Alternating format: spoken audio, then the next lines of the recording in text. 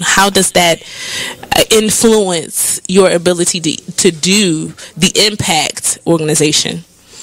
It influences a lot. It's a little bit challenging because a lot of times people will say, oh, like, get to practice what you preach, right? So if I'm telling my daughter and I'm raising the Impact principles and I'm telling other mothers to do this, I have to do the same thing with my child, which is kind of testy a little bit, but I see a lot of development with her. Her leadership, she's only 4. And when I say she has some awesome leadership qualifications, I mean awesome. It's little things that we can observe with our kids, right? Right. For instance, when we take them to the park, she brings out a toy, and other people wants to play with them. But she's only child, by the way. She's not going to say, no, you can't play. Only play with this person. She takes the leader in the upper road and be like, okay, well, let's all take turns. So everybody get in the line. Okay, now you go first. Okay, now you go first. And she makes herself last. And that's what I want to see, that's what I would like to see in all kids. And she's only 4. And when I see those leadership qualifications, of course I have to praise her. Because I'm like, awesome, London, you're being a really good leader. So, it's amazing, and it works. I mean, it really works, my child. And I'm not saying she's a perfect child, because there's no such thing as a perfect child. But when you instill Impact principles into your child, and, especially at a young age, and influence their everyday life. Even her teachers are telling me, like, I can see the work that you're doing with her for a single mom. Thank you. Like, they're just thanking me. And that's a blessing as well. And I think really what it is that our youth just needs that kind of guidance. That's it. Once they have an example, someone that they can follow or someone that they see doing something great or maybe doing something similar, that right there is a catalyst for their success. Yep, absolutely. And, it also goes with the mom as well. The mom and the dad. Tune in to Be Inspired every Wednesday live at 7 p.m. right here on BeExposedRadio.com. Hey everybody, this is your girl, the one and only Vic Couser. Check us out every Saturday from 5 to 7, only on BeExposedRadio.com. Oh, recently? Yeah. I was talking about overall.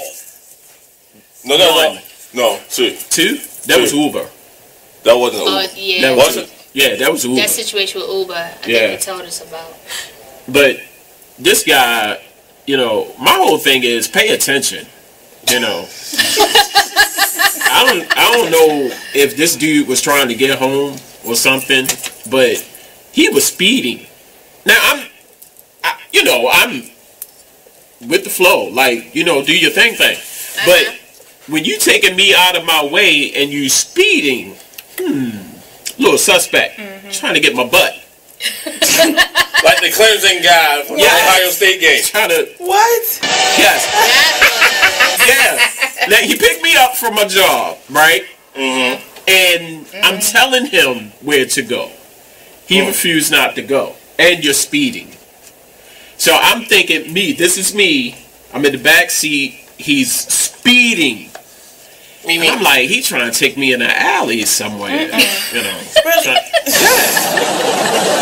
And so I'm a little uncomfortable. So I'm noticing. I'm looking at the GPS. It's telling him to go this way. He's going this way, and I'm like, wait a minute.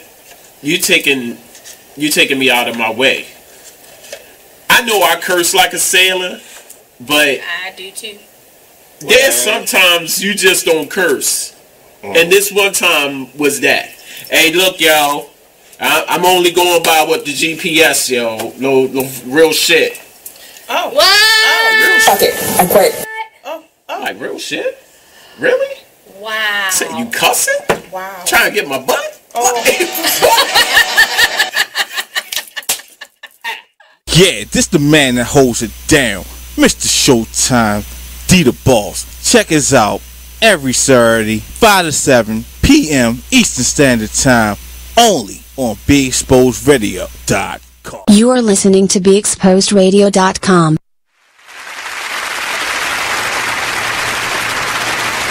Hey everybody, happy hump day. I hope we are all ready for some Wednesday night discourse, something lascivious in nature.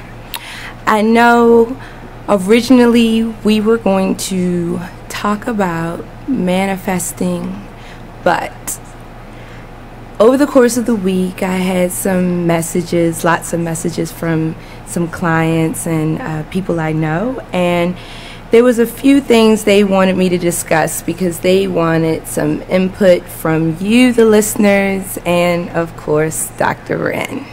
So, welcome to Salacious Life with Dr. Wren. It is Wednesday, July 12th. Let's get started. So, tonight we are going to start off with talking about commitment. And not just commitment to a relationship, but committing to an idea rather than a person. So, let's discuss. So I had a client say to me, Dr. Wren,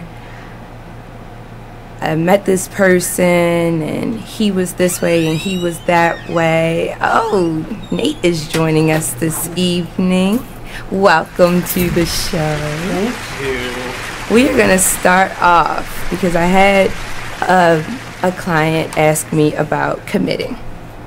And what I was saying was, this client was telling me how she was all in love with this guy because he looked a certain way and he seemed like he was going to be a certain type of person, and she was committed to what she thought rather than who he really was. So she was looking for the outer box. The outer box. Mm-hmm. And people really need to pay attention to that because you get to a certain age, people aren't going to change.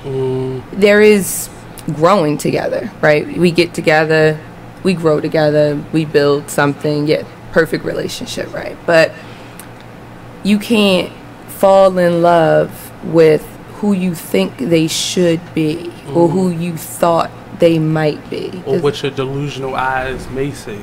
Or what you might see. We see, all right, so you see the guy, he's got a house, he's got a car, he's got a job, right? And you're thinking, perfect, that's the man for me, right? He looks good in his jeans, like that ass is popping. I want this man, right? Wow. He got that right walk going on, wow. So, I'm sorry. So she's talking to me, and I'm listening to her, and I'm thinking to myself, like, what kind of crack are you smoking? That good crack. She got that shit straight out of West Side Baltimore. Right? All right. She got that good shit. And I'm like, but I realized as I sat there and I thought about it, of course, after the fact, hindsight's always 20/20, a lot of people fall in love with the idea of a person, the concept of falling in love, like the concept of a relationship, but they're not really in love with that person. And then they're coming to the point where it's either completely physical. What are we going to do about that? Like, sex is great. We all believe that sex is great. But, we should. Everything. It's not everything, though. And it's not going to hold down a relationship. No, it ain't gonna pay them bills. And it's not gonna pay those bills. Well, if it's good, then it might. I mean, but that, like, dude, you really good at what you do. You need to go down the corner, go ahead and make a few, bring it back. Robbie was thinking about doing that. Were you thinking about doing that, Robbie? He just made a post about shaking his leg off. Shaking your leg. His stripper name is Black Mannequin, actually. Black Mannequin. You gonna perform at one of my live shows? You gonna show these dudes how to foreplay properly? I got you, Robbie. I got you. You better give me a discount. Yes. So bi-monthly, we do what's called the conclave, where a gathering of like-minded individuals. That's a nice professional way of putting it. Right. We discuss adult topics. Okay. And so we just had Chianti conversations. Okay. We have Rose and Repete coming up in August 19th. And we are going to gather and we are going to talk about the 3 stages of sex. Okay. Because I believe their clothes on?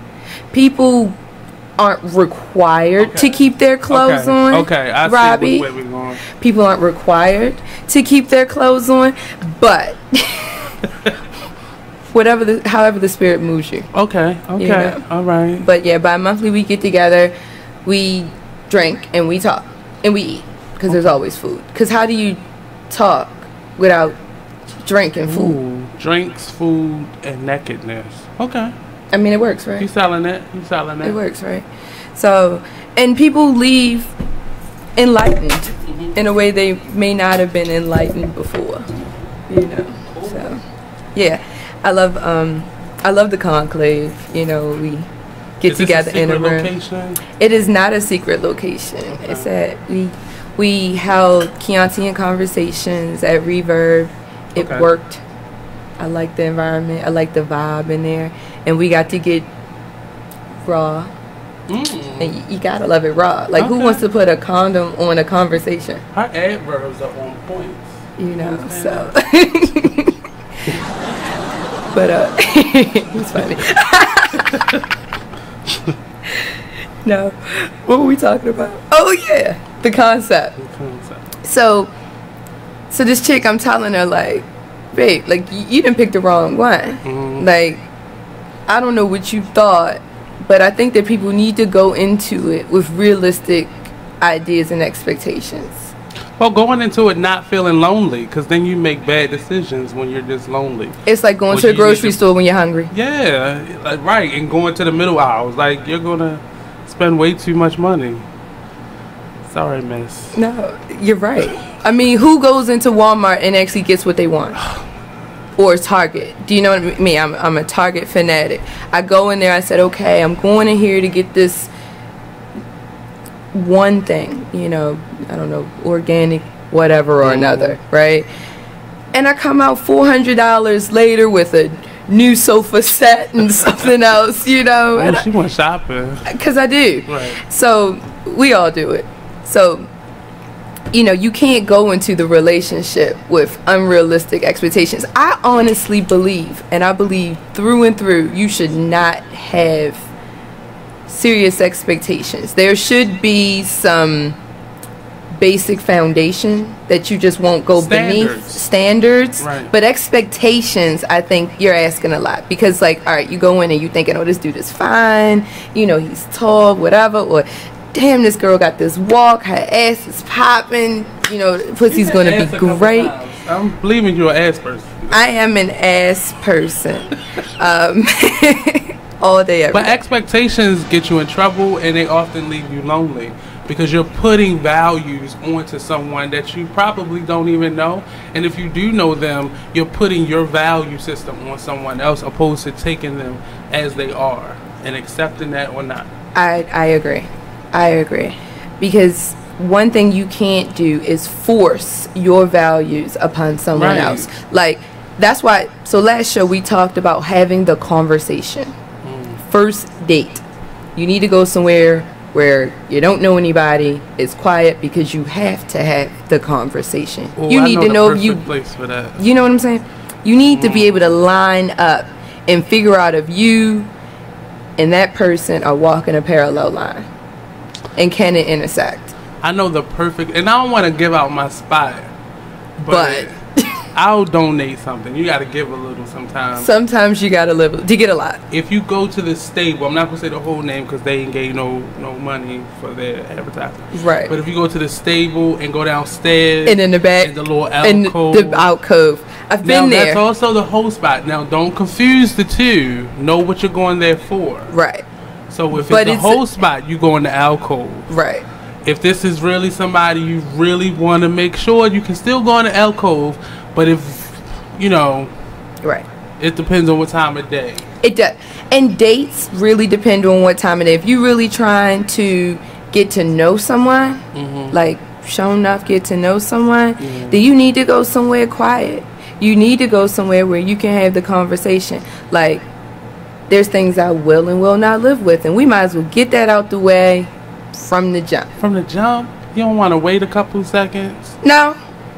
Why waste your time? It's not even wasting your time, but I think, like, my best relationships have started when we did not start the conversation with anything sexual or financial. Well, maybe not sexual and financial. Yeah. You can leave those off the... You can leave those off the table. Yeah. Financial is going to come up because we're going to go to the point where the check is going to come. Well, that's when you find out those things. So you look at context clues on the first absolutely. date. You don't have to... Some things are best not said. If they were late, you know, if they looked at the check hard as you was looking at the check, you know... That those are telling you that certain things may be an issue. Yeah. You know, I'm like never late. Like I'm habitually early for everything. Yeah. Because that's just who I am. Lateness, and when I run late, I feel bad. Mm-hmm. Like I feel like I owe somebody something. Right. Like, you know, I do tend to, especially if I invite somebody out, to try to pick up the check. You know, it doesn't always work out. People don't get that rule. I don't think that's a sticky rule. I think it is, and I think because society, especially as of late, women think that they are looking for a sponsor.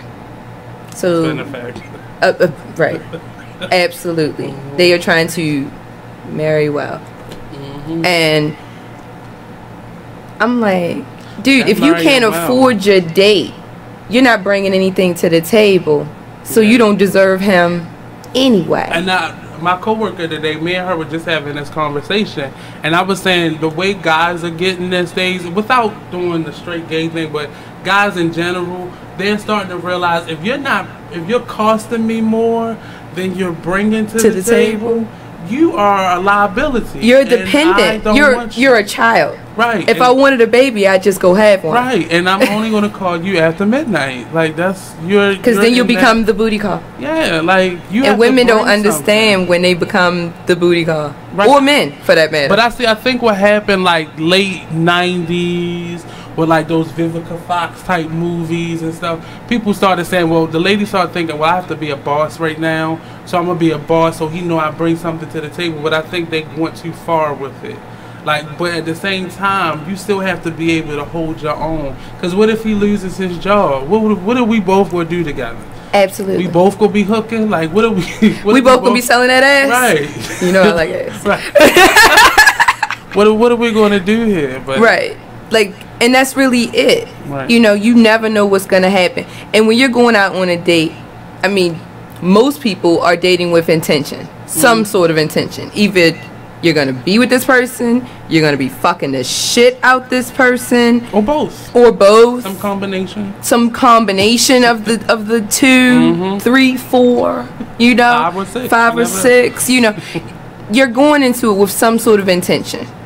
So in the back of your mind, remember what your intention is. Right. So when you're sitting there talking to this person, you're thinking, okay, I might want to date this person. Like, this might develop into something, or no, I just want the dick, or how or soon as, do you know?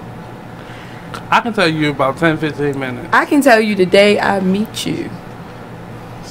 Now, is it going to work out? I don't ever know.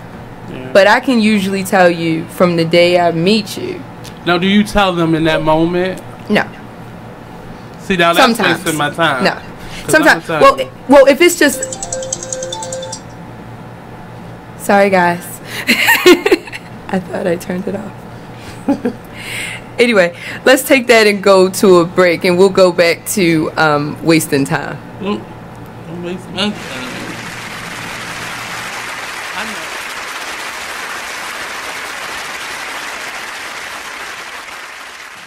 Thank you for tuning in to BeExposedRadio.com. Sit back, relax, and listen to this flashback of the Artist Exchange Radio Show. Football, you basically have a good 10 to 12 years, and that's what it is. Well, you have a lot of people retiring early. It's funny, a lot of me and my alumni from UVA, where I graduated from, one of our fellow Wahoos, he retired yesterday, 32 years old.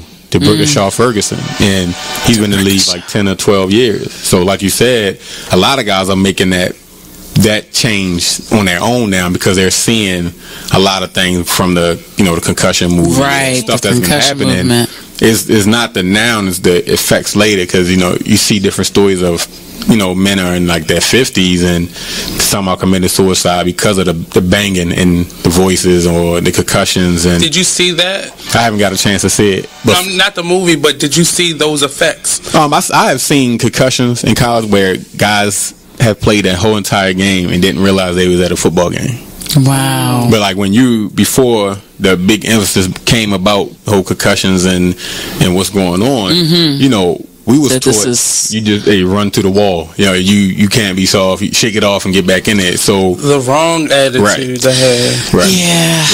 Yeah. It's really internal. Like you really doing damage, not just to your bones, right, but to your mind. Everything. Right. And later on down the line, because just like you said, once the game is over, when you've been in a game and you think about it, because I tell people the NFL, any sports, whether it's male or female, is a semi-military, because you're told when to get up, when to work out, what to eat, when to play. All right, now you got a curfew, you got to be in the bed by this time. You do it for years and years, and all of a sudden, bam, it's done. So what do you do? Right. So just like in a military that have with PTSD, we have that because we so used to having a certain way. And I remember watching this Brian Gumbel on HBO, it was like years ago, and a guy would act like he was getting dressed, a real good football player, would walk his daughter to the bus stop, and he would come back in the house, close the curtains, and just sit there because he didn't know how else to handle himself, because he was so used to being told what to do, because our schedule are laid out.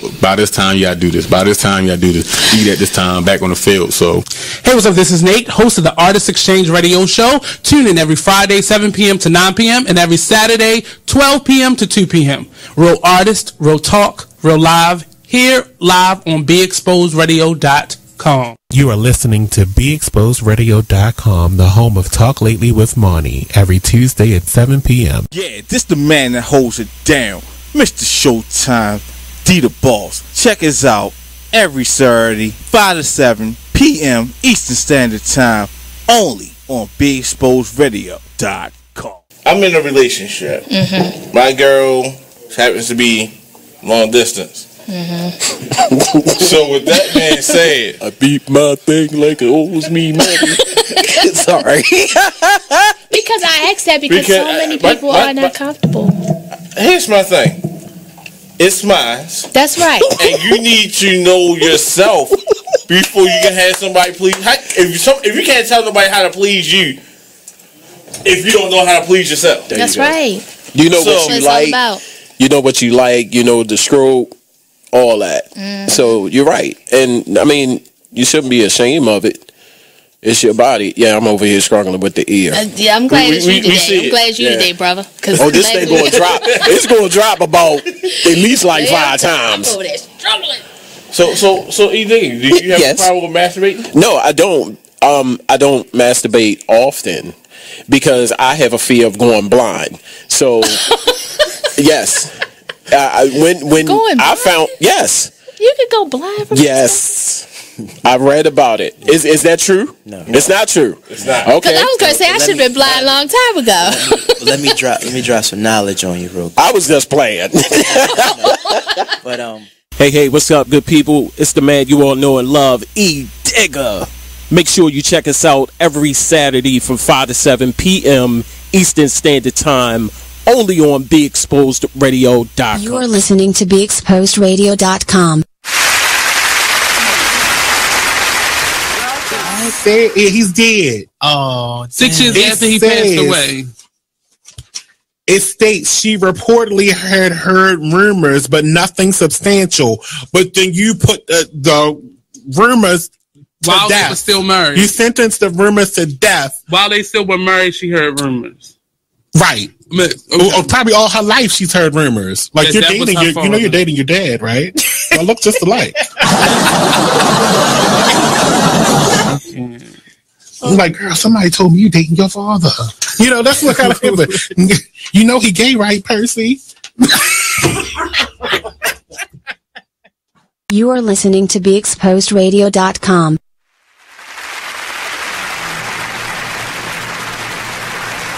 Everybody, welcome back to Salacious Life. We were talking about unrealistic expectations, and right before we went to the break,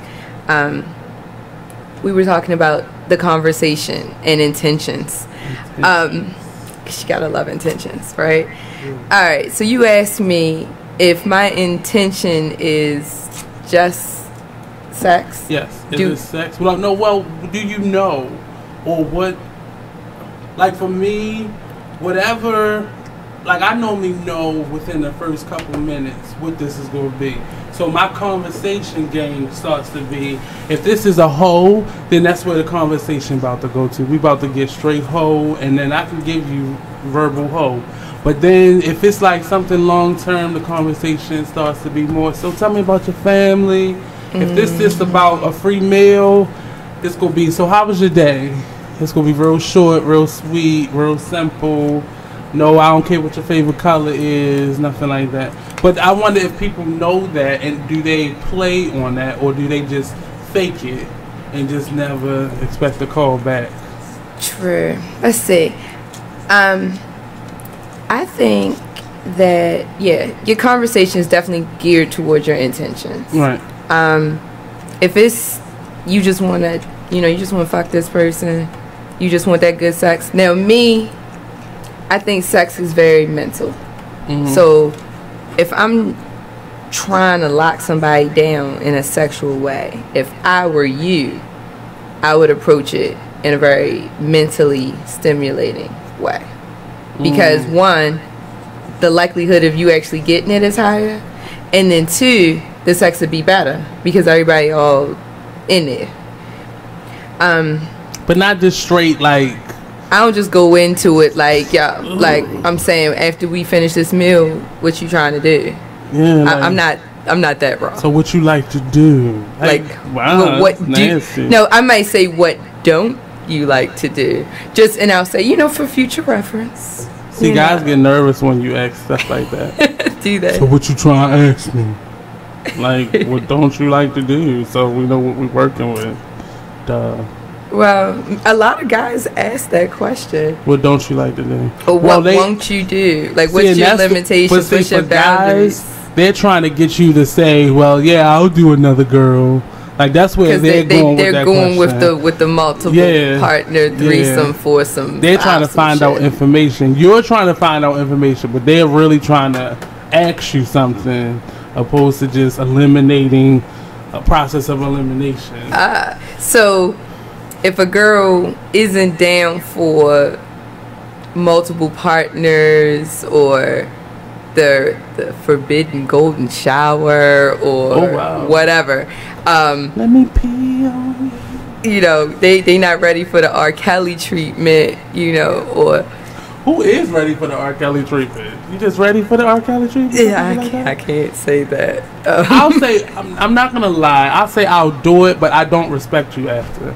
Oh, we're not talking after this. No, if I pee on you, you can get up and leave. This is a one-time deal. No, it's not even going down. Like, I'm gonna pee on you, and you're gonna get up and leave. Like, that's the end. Like, I don't even want you in my house. We're not doing this in my house.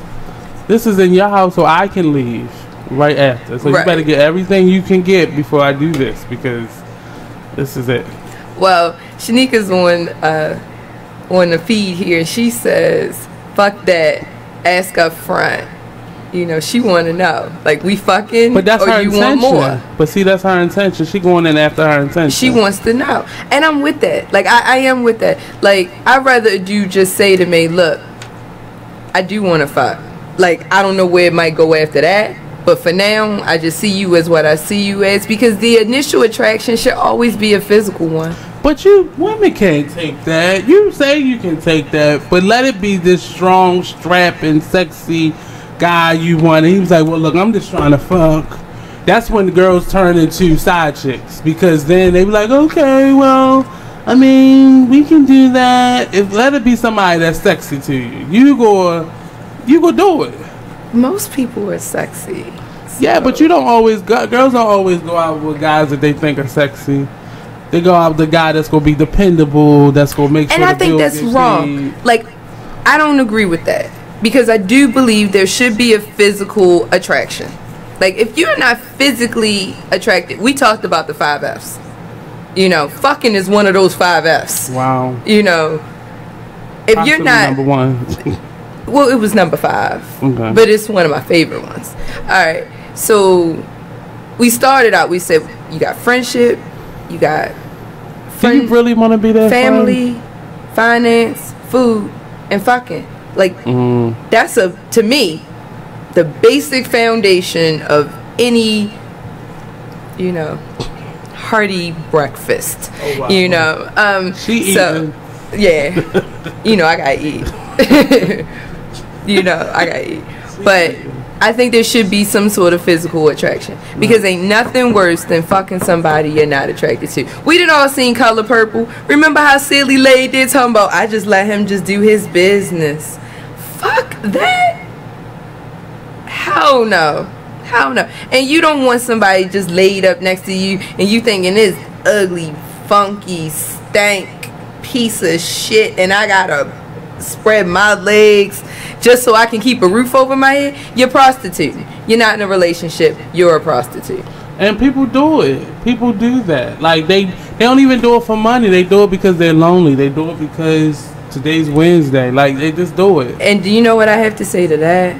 People need to learn to love themselves. If you are not comfortable with yourself, you shouldn't be fucking, eating, walking, holding hands with anybody else. Well, the crazy thing is that's we deal with the behavioral problem and not realizing that there's something deeper going on. Why are you feeling lonely? Why don't we're treating the symptoms and not the problem? Right, exactly. And I think that's why that happens to a lot of people. I have friends who are dying to be in relationships. It's just, I need to be, and they'll be with that person that obviously does not want them, but they stay in it, or they pursue relationships because they're feeling the loneliness, or they want that partner there, or they tired of paying all the bills by themselves for all the wrong reasons, because those types of relationships comes with baggage, like black eyes, 6 baby mothers, syphilis. 6? I've seen 8. Like, what the hell? Like, if you have to value yourself. You have to see yourself as a prize. But that's the problem. When they don't value. There's no value in me outside of this person completes me versus I'm complete, and they could, compliment me, and they don't. And I'm learning that growing up with a lot of females in my family. I've learned that, and even dudes too. But you have to have value before you step out there. Like, if you don't feel complete, you don't need to be looking. Look, I wouldn't want to be the trophy wife, and that's it. That's what it is. Like, the trophy wife is there to make the man look good. That guy who pays all the bills, it's the same thing in a different costume. Do you know? It's the same thing. Like, the person has no self-worth. Like, they have no self-worth. So how you going to be dealing with somebody else? Like, how do you really believe that you can bring somebody else in your space and you're not standing firm on your own 2 feet? Because they feel as though that person will complete them versus completing themselves. Right. Like, being whole on your own is not the same as somebody completing you. Oh, absolutely not. All right. So you remember you were a kid and your parents used to say stuff like, you need to earn this because you'll value it more. Like, you know how you buy something for yourself, you save your little money, and you buy, a fresh pair of jeans or a jacket that you want, or some sneakers that you want, and you take care of it, right? Because you earned it. It belongs to you. It's the same thing. Like, if you're not complete, if you haven't worked for it, you don't deserve it, and you treat it like shit. So if women are giving themselves to these guys just to have somebody, and then they can't understand why they get treated like shit, it's because that guy didn't earn you. And vice versa. Right. And I look at it from the other side. Like, you can't always blame somebody for treating you like something that you may have enabled you put on the platter. You set it up. Right. Like, this is the table you set. Right. And you invited this person to the table, and you can't figure out why they acting for him like to say, I want you to be my hoe, or tell you the truth. But I don't need to communicate with you when you allowed me to do this one thing. Right. So what communication do we need outside of that? You allowed this. You answer my call at 11:59. You know, you respond to my text at 10:30. You do those things. Right. And but you want more. No, that's not realistic. You're not gonna get it until because that you're person gets enabling worn that out. person. Like if that man can't take you to lunch, I'm sorry, I can make market on my own. Absolutely. If you can't, I need you to do something bigger than that. If we hoeing, I need my Sally made clean, slate clear. I want a letter, everything. But people just don't value that. They don't see the importance of respecting yourself in a way where you're not allowing somebody to just walk over top of you. But you can't. Nobody can do anything to you that you're not allowing. That you don't allow them to do to you. Mm. It's hard. I'm not saying to people that like it's easy, and it's not even necessarily easy to recognize that you're even doing it to yourself. Like people can see the world and be completely blind to themselves. But you feel it though. You should. You feel it, but you maybe because I felt it, and I'll be transparent in that way. But you feel it when you up waiting for somebody. There's got to be that moment where you open your eyes in the morning and you realize that you're sitting in a pile of horse shit. Yeah. Like there's got to be that moment. Yeah. And then even wake up the next morning when I said, when you're waiting for them to come in the middle of the night. You've got to feel like you're sitting in a pile of horse shit. Like, what the fuck do I look like sitting here in the middle of the night? What? I got to get up and unlock my door, you know? I don't get it. But I mean, and I don't say I don't get it because we've all been in similar situations, but you feel it. That moment when you first get the text, you like, nah, I'm good. I'm not even going to respond to that. The fact that you responded means the door is open. Mm-hmm. And I can communicate with you on these terms. But the moment you just ignore it, then you're not allowing it to, affect you in a way. Now you feel it like, damn, I should answer that phone, or because I'm lonely, I'm horny. Yeah. Like what? Well then put it in its proper place. If you answer the phone, then you're saying to that person, this is the boundaries of our relationship. Like, don't call me during the day. Don't knock on my door. I don't want flowers. I don't even want to know you except for between the hours of midnight and 3 a.m. when you come in and break my back. Wow. I'm just saying.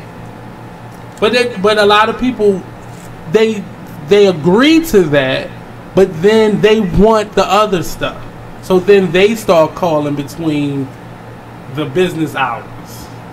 They start sending, just because text is during the business hours.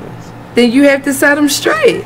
No, you being the person who said, well, you know what? Since this when you will call me, I only want you to do it. But then you start being the person that's sending the text, and you just told this person don't do that. Oh no. Then there's the self. You don't value yourself. Because you're trying to get this to get this. Use this to get this over here.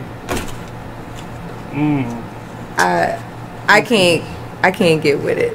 So Marlon on the feed says, what's your opinion?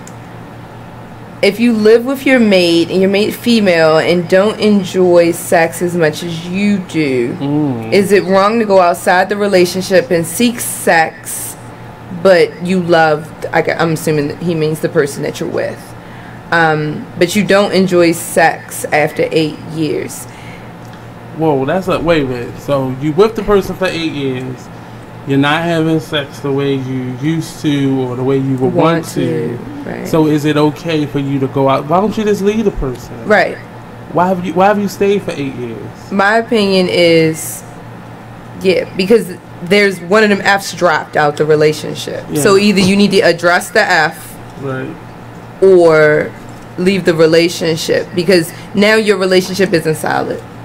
When you go outside the relationship seeking something that you're not getting on the inside, you're inviting others in your relationship, and it never works out. Like, I don't know who, there was that story about that guy who his wife couldn't have children, so he went and was sleeping with the chick at work, got her pregnant, moved her in, and they live in happy-go-lucky for the, I don't believe that could possibly be real.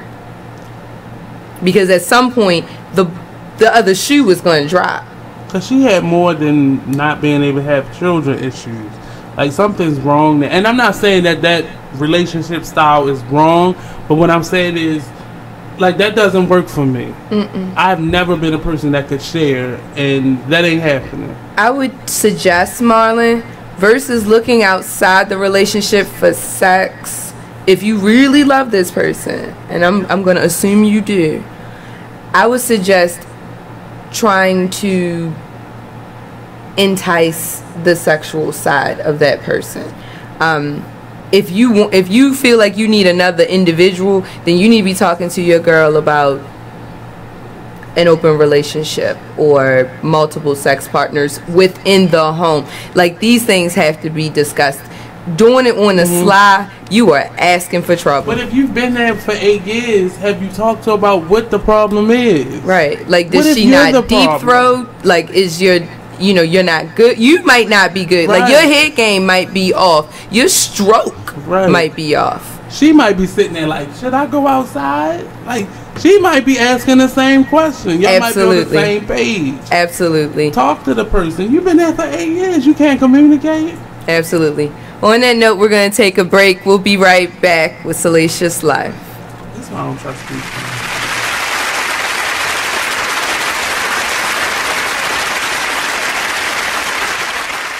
Check out what you missed on Be Exposed Radio. I don't like stuff in my mouth. It's after what you was talking about. It's in this commercial closing. No, seriously, I don't. I'm a germaphobe. Everything on your body is dirty. Everything. So I'm damn sure I ain't gonna put it in my mouth. That's probably why I'm single. Thank you.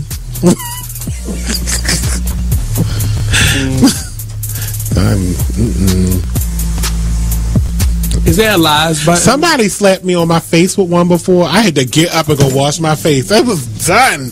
I said, how dare you filthy ass animal, get the hell out of my house. It was a problem because it's like, clearly you don't remember when I met you, I checked your teeth to make sure you had them all, because that's a problem for me too, your dental hygiene. Because if you're missing a tooth in the front, that means you don't brush your teeth at all. I'm sorry. And I know Jabril just had that tooth missing and all, but if I would have met him on the road and, he would have been trying to, like, adamant, like, what's going on? At least you could have did was break a Tic Tac in half and put it up there when you met me. You just can't be coming to me with no sharp teeth. It's not okay. Check out the Talk Lately show every Tuesday nights from 7 p.m. to 8 p.m. right here on BeExposedRadio.com. Good night. Close your eyes and just sleep tight.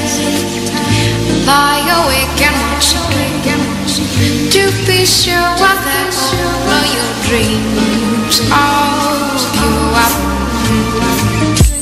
I've been dreaming about a lot. I had a dream that they never killed Pop. I had a dream Biggie never got shot. I had a dream a plane never dropped. Man, I had a dream we didn't get killed by cops. Last time on Talk Lately. Government. I don't understand why. Look, me, and I haven't said anything either. This is my moment.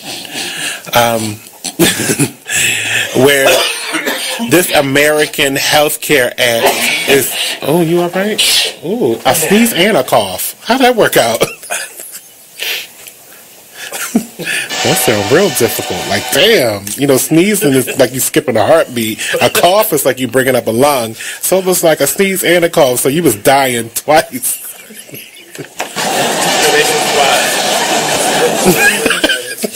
Because you was coughing. I was like, you okay? Achoo! What?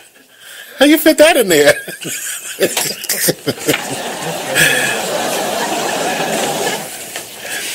So, now back to the American Healthcare Act, because you're going to need that to get the cough and the sneeze together. Live every Tuesday at 7 p.m. only on BeExposedRadio.com. Since you've been listening this far, we're going to throw in a little bonus hour. You ready? You are listening to BeExposedRadio.com. Alright guys, we're back. So, what were we talking about? I'm sorry. Deal breakers.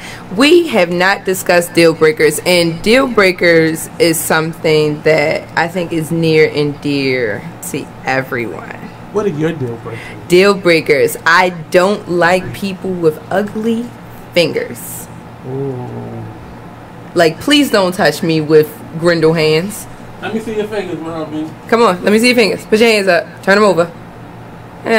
They'll do. He bite his nails. He gotta stop that. He gotta stop biting his nails. I can't do a nail biter. That's I don't know why. That's the thing. I can't do it. I can't do that. You gotta be groomed.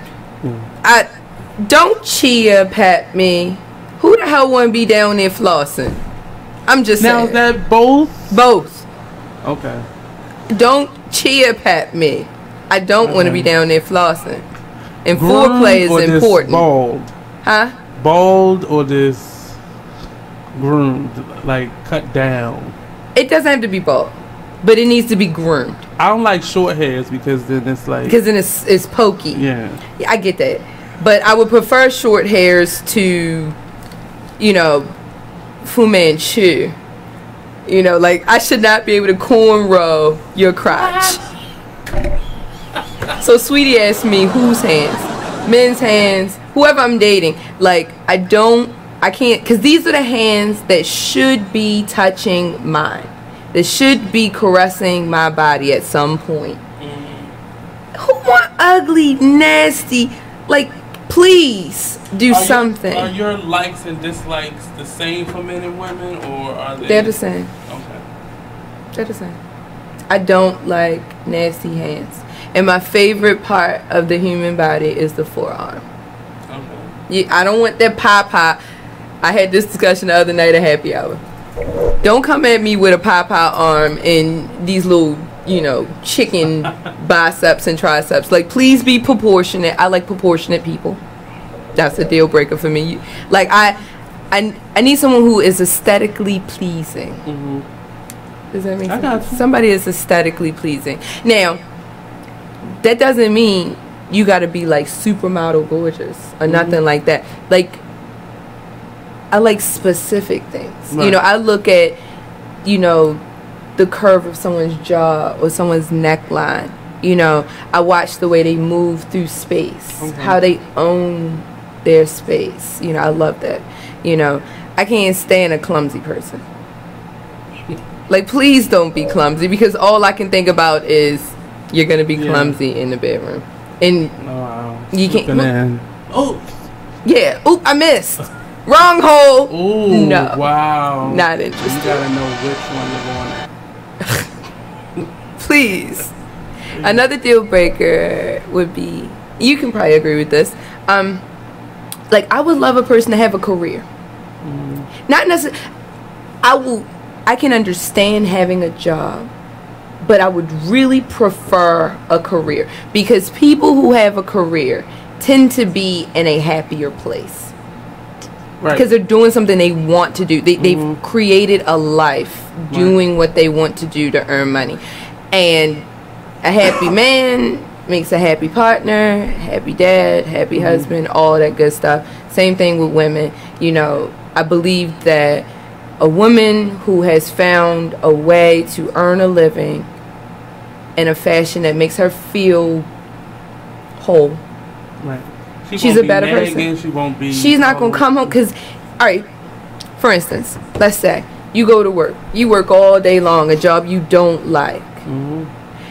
You come home to your mate. Your mate is trying everything they can to make you happy. And there is no bringing you out of it because you just worked a shitty-ass job all day. And you know you got to go back to it tomorrow. And you know you got to go back to it tomorrow. That is a big one for me. Not necessarily you need to be in a career, because I've dated people who had a job and they make that job a career. Well, right. And it's definitely a difference because they could never be happy for you. They are normally not as supportive of you. They may be happy in terms of the routineness of having a job, but they can never see your hustle or your struggle as worth it or valuable, or just they can't be supportive of it.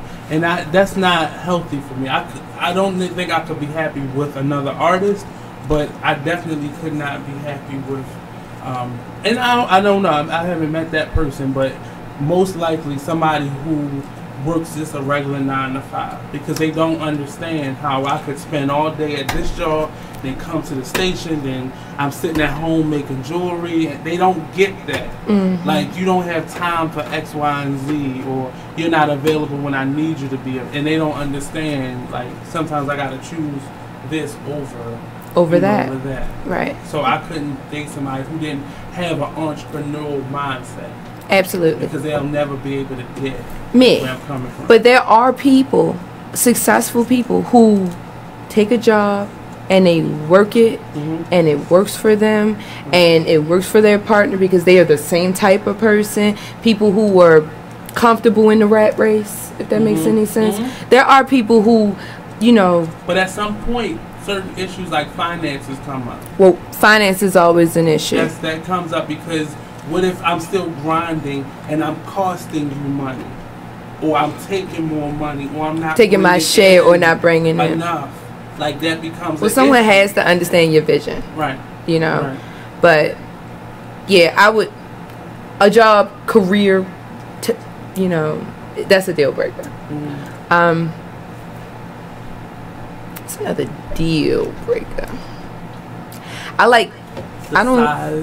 The size. I've seen people work with, you know, with sizes that I wouldn't have thought would have worked out. Yeah, I mean, you gotta be bigger than a pinky finger. Like, I mean, don't put up your pinky finger. Who the fuck can work with a pinky finger? Nobody can work with it. He can't work with his own pinky finger.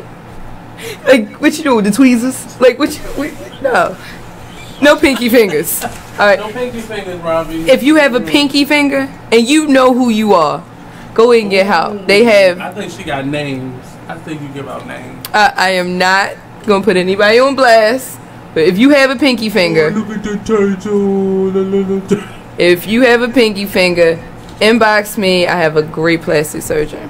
Oh, that do pinky finger adjustment? I'm sure they would. Oh, wow. Now, I haven't gotten any work done, so I can't, you know, say that this person does great work. But on a pinky finger? I went to college with this person. They were super bright, so I'm sure they're very thorough with what they do. They've learned something, because this was a very bright person when we were in school. Let me tell you, they was in my study group. Okay. All right, they was on point. They had it. Okay. And now this person is a plastic surgeon. Always had attention to detail. You know, that makes a good plastic surgeon. Okay. And so if you got a pinky finger, call me. Hit me up. Hit me up. I got you. With a picture of your pinky finger. Please don't send the dick pics. There is nothing that will get you blocked faster than sending me a dick pic. That's a deal breaker for me. That's a deal breaker. When they're not kind of it's a requested requirement now in our time. Like, that's a requirement. Because everything is digital.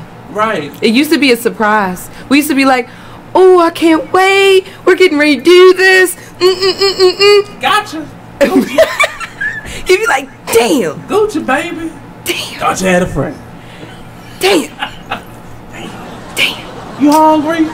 Right. Like, let's go eat. Because this ain't working out. So let's go eat. You know. Valentino's open right now. Let's go eat. Always open. Because I think if you can't sex properly, like sext with a T, if you don't know how to sext properly, that might be a deal breaker for me, because I am very sapiosexual. Well, I am very sapiosexual. Yeah. So if I'm coming home to you and this is what's on your mind, you should be able to arouse me mentally, so by the time I get there physically, like, it's on and popping. So maybe a few throughout the day, but that's too no, you shouldn't be sexting me all day. Like, you should not. No, I'm just. But I think that's part of foreplay. I think sexting is part of foreplay because that's a part of the. I mean, whether they and I've known people who've met people via internet, via like wrong numbers, via on a. But that's a requirement now. I met somebody via wrong number one time. It's interesting, right? It was interesting. Yeah. It really was. Out of state. I met an out of state wrong number. Yeah. Dollars. I had a wrong number, and they kept calling. No, it wasn't him that had the wrong. I had the wrong number. I was trying to call somebody for my homegirl, and I swore this was the right number. And I ended up calling this guy like 3 times, and he was like, "What, you horny or something?" And I can take that. And it was funny. It made me laugh. Yeah. It was funny. But we end up after that comment, we ended up rapping on the phone for like 2 hours. Then we talked like several days and everything. Then we went to lunch, you know, in a nice public place because he could have been a psycho murderer killer that was going to chop me up and put me under the floorboards, right? So I had to be somewhere where I felt safe, you know, somewhere public, preferably at a cafe across the street from a police station. I do food courts. I do food courts. Food courts work. Yeah, food courts work. Yeah. You know, can normally see them before they see you. It'd be like, yeah, I'ma slide out. I'ma slide over here to this restroom. Be like, I got this emergency call. I'm so sorry. I missed you. But I didn't even see you. We'll hook up again. Right, and then it just fizzles out. Certain things, like, because now it's a requirement that I send you a picture of my body parts. And like, send me a pic. Like, I get that. Send me a pic. I'm like, send you a pic of what? I'll send you a pic of one of my locks. You want to see my big toe? I just got a pedicure. Like, what do you want a picture of? Like, be specific. If you want a picture of my body, then I need to know why. And be ready to give me a real excuse. Not because I'm about to jerk off. Like, and it's crazy because, you know, you're young, you did stupid stuff. But now I won't do it because I know what I do to people pictures who send me stuff like that. I show them to my friends. I send them to my friends. I am transferring this from around. I know what people do, so I'm not going to do that. Absolutely. I refuse to. And it's crazy, but that's a requirement now. So as soon as you ask for one, like, and they tell you, well, you tell them no, it's more so they don't call you no more. Like, that's the end of the conversation. So well, then that person wasn't for you anyway. But it's still, I like that. It's stressful, though. It's strange and stressful. It's strange. You're right. You want a picture out this deal? Like, what are you going to do with it? Why don't you earn the real thing? Yeah. But they don't want, because they can just jerk off or masturbate or... That's just strange to me. Like, but that's... Even the young people, that's just like a requirement for people. And you ain't seeing all these scandals of people with their junk all over the internet. It's because people sharing your work. They sharing your work. Oh, absolutely. Your work so is where's somewhere. So where's your, you know, mindset of my diamond? You know? And I'm not judging because there's a video of me in the world.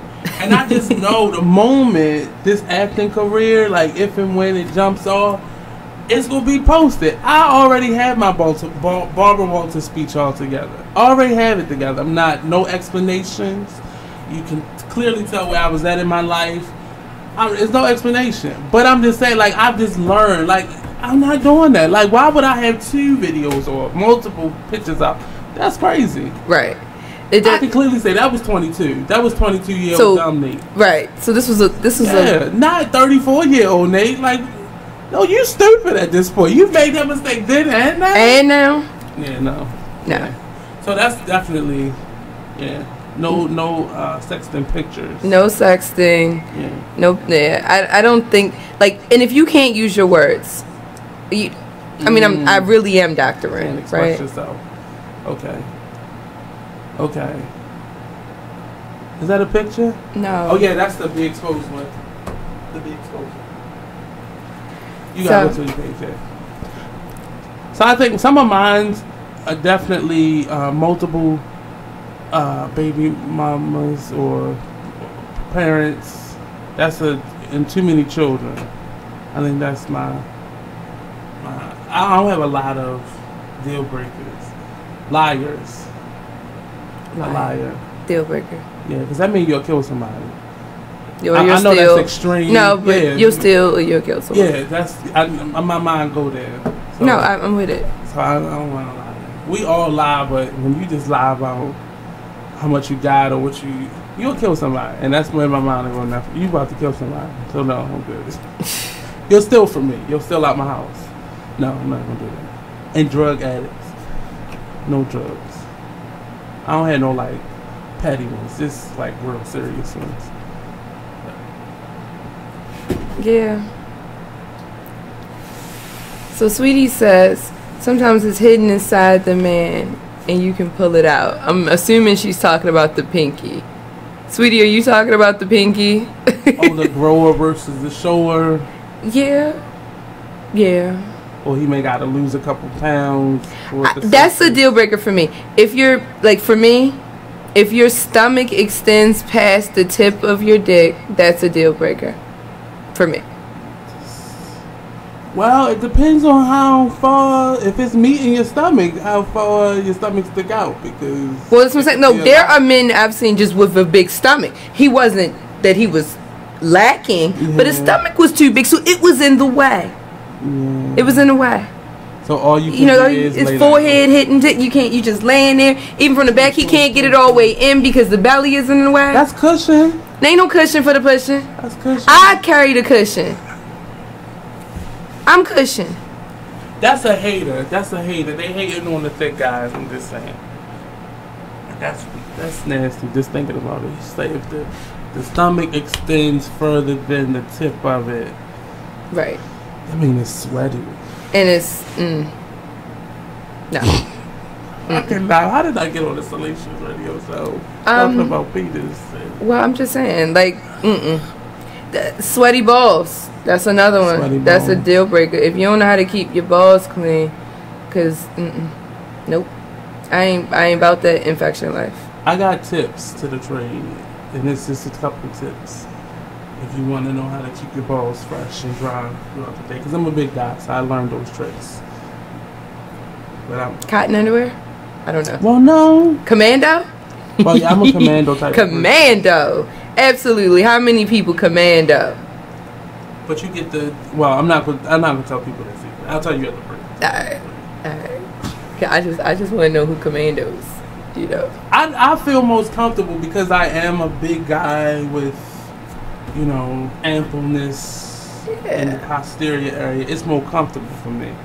But it's just, I don't know, underwear I never felt any underwear that's comfortable. Church, funerals, and when I do shows, that's the only time I wear underwear. The rest of it, I can't do it. It's uncomfortable. It's gotta be really fucking cold outside. To wear underwear? Yeah. Okay. So you guys, ladies, is when it's cold. I thought when it was hot, y'all had. I mean, yeah, I mean, he can, technically speaking, but I don't know. It's not my taste. So you go commando? Most of the time. Okay. Is it uncomfortable or? It depends on what you have on and the temperature outside, what you're doing. Yeah. A lot of women's clothes aren't made to have underwear on underneath them. Oh, really? Like dresses, you get lines, like in certain types of pants, you get all kinds of weirdness. Like women's clothes are made so we don't have no bra, no nothing on under. Now we can't always do that, so we have to make concessions. But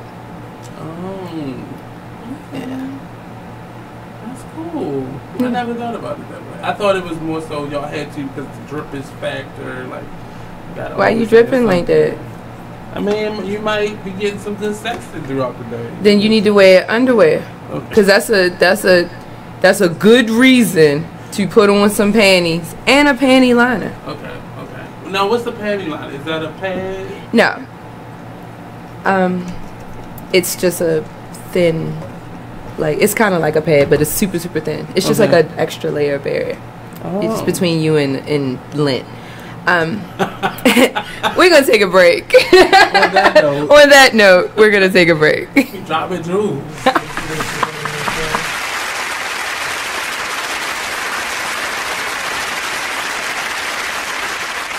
Check out this flashback of the Artist Exchange Radio Show on BeExposedRadio.com. If you had a dream venue, where would that be? Like some people want to do Carnegie Hall or like a big stadium I somewhere. want to go with Madison Square. I wanna feel that So building. you just gonna shoot for the moon. I want to feel it. I want to look out and just feel the vibration of all of those people there to be uplifted and all of that, 'cause that's what I want to do for people. So are you dancing? Are you? I want to implement that. I think I want to start doing some blocking, like not like tear it up, but just like a a little 1 2, 1 2, pale, a little not voguing, but kind of the essence of it, very posy and hit the mark. Yeah, we're not trying to like bust out sweats. So that's mean you don't have the dance gene and you. I can dance. Okay, that's not what I baby, do. I can dance, but I'm not, trying to give that. That's not my lane. I want to keep it really kind of a retro feel with like the new school with a retro feel. Like okay. Little Banji Soul. Yeah. People gonna start using that. And they should. Little Banji Soul. Yeah. But just mark it so people know, like this was mine. This where it came from. Because people was queens out here now that was princesses last week. They was princesses before my album dropped. Now they queen or something. Like, pinky up. I cannot. The Artist Exchange Radio Show every Friday, 7 p.m. to 9 p.m. Every Saturday, 12 p.m. to 2 p.m. Real artist, real talk, real live. On Be Exposed Hey everybody, Radio. check out what you missed on the one and only Be Inspired Radio Show. Now here's one little speech I'm going to give you before I get into the next article. Here's what I want to tell you. Still, fear is big business.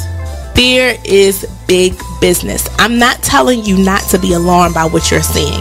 I'm not telling you not to be concerned. What I'm saying is not to buy into the notion that we should be afraid. You should be informed. You should be aware. You should start educating yourself about some things. I don't have the solutions. I don't have the answer. I wish I could say that if you did X, Y, and Z, you might not get shot by the police. I wish I could tell you that, but I can't. But what I can say is just start making yourself aware of what's going on, but don't be so consumed by what you're seeing that you become afraid, that you don't want to go out. Or you become numb. That's a good point, Nate. Nate said, or you become numb to it, like you just don't care. So we need you to just continue to be in touch with what's going on, but educate your family, talk to your sons, talk to your daughters, because it's not just limited to men. We know from Sandra Bland, she was a young woman who was killed. And we don't want to say, we don't know all the details behind what happened. No, the fact is that person's life still matters. They still have rights. They should not just be killed dead before they even get a trial. Okay, that's the point. They deserve a trial at least, but they can't even make it to the jail cell to get a trial to be tried. They're being killed even before arrest. Terrible. So that's my soapbox. Tune in to Be Inspired every Wednesday live at 7 p.m. right here on BeExposedRadio.com. Thank you very much. Because they had nothing else to do. So it was like, imagine. You are listening to BeExposedRadio.com. So we're back. We're talking about deal breakers. So Nate and I were just discussing on the break some other deal breakers. And I'm interested to know. So he asked me, would I date a guy without a car? And my answer to that was yes. I would date a guy without a car. Yeah. It's like it was okay. Because, there's Uber and there's Lyft, and I don't do taxis because they're kind of nasty. But they feel like you're in jail. You feel like you're in prison, like in a cop car. Yeah, and it just, being a woman of color, I don't want to ever feel like I'm in the back of a cop car. Right. Like that just don't seem right. Well, somebody live at home with mom. Live at home with mom. It depends on how he brings it. Like if he is at home holding mom down, like they're going in half and half because it made sense. I'd have to know the logistics of the situation a little bit better. What got you to this point? What got you here? Did you ever leave? Right. Like, does it mean that when we get together, mom is coming with us? I'm not. I'm just saying. That's a good question. It's a good question. Would you, if you in a relationship and say mom falls on hard times or parents divorce, would you let mom come stay with you all? It depends on mom. Okay. It really does. I've dated people whose mothers I liked more than my own. Mm-hmm. Like, I liked being around them. I liked the wisdom they shared. Mm-hmm. I could have somebody like that as long as we had enough space.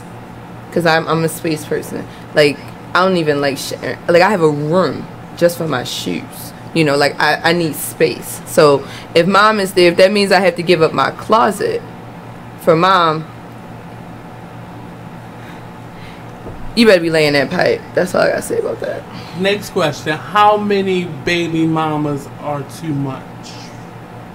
But I don't date guys who don't have children at all. Okay. So I'm gonna deal with at least one because I do not date guys who don't have children. And you have a child, so yeah, at least one. So at least one. Okay. I'd like to cut that at.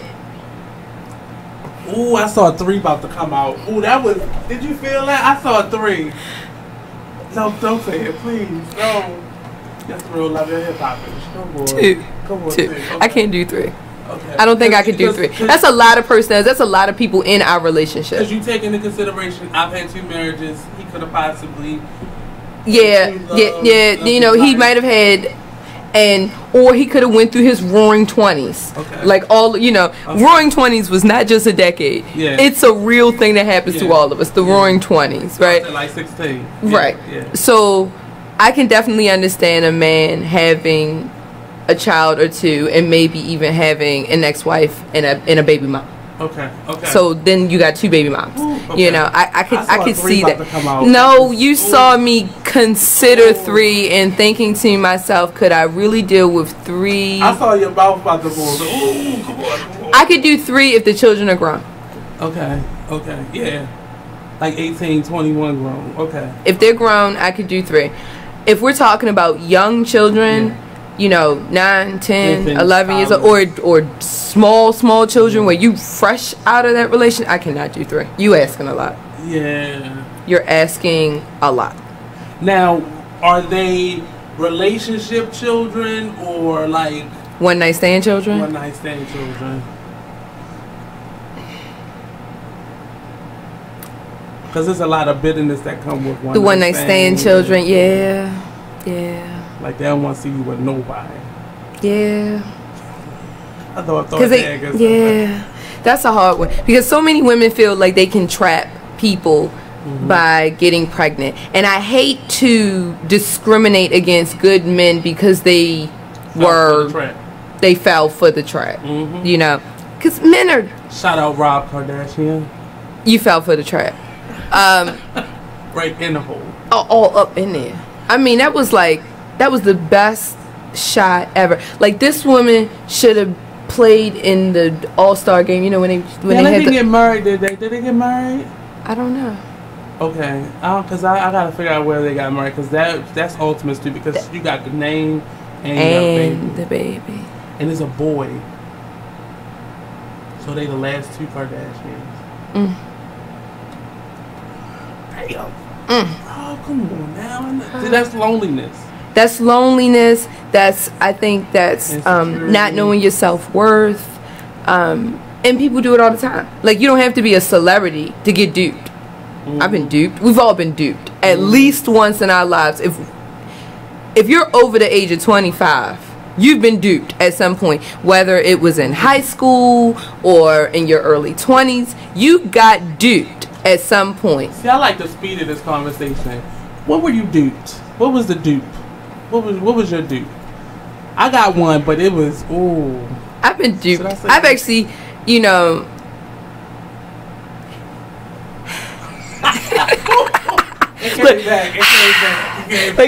Let me take a deep breath on that one. I've been duped. The smartest of the smart been duped, but I met somebody on a downswing. Like, you know how there's hills and valleys in your life. You know, you have your up and you have your down. I met somebody when I was in a valley, and I knew better. So I allowed myself to be duped. Were you both struggling? No. Okay. I wasn't struggling like financially or physically.